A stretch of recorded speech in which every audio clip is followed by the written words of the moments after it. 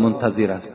البته آگاه باشین که هر چیزی که در دنیا شما کاری دید حاصل وی در قیامت همون گونه میبردارین.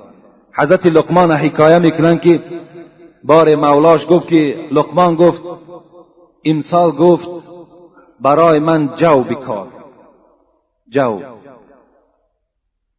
حضرت رفته در زمین کنجید پرتافتند. وقتی که حاصل شد حضرت کنجید را درآویدند و نزد مولا بردند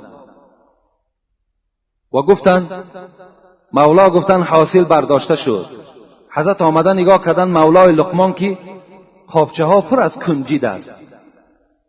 گفت من بر شما نگفته بودم که برای من این سال جو کارید. حضرت لقمان گفتند من تصور کردم که اگر کنجید در زمین پرتافته شود شاید که حاصل جو شود.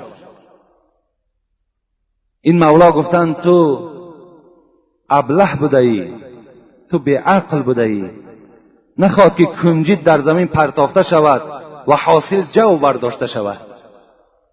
گفتند من ابله نیستم بلکه شما ابله هستید، زیرا که چگونه که شما گناه میکنید و باز دائم در زبان شما این است که من فردا وارد جنت میشوم، من هم تصور کردم که اگر کنجید پرتافته شود شاید که حاصل جو گردد.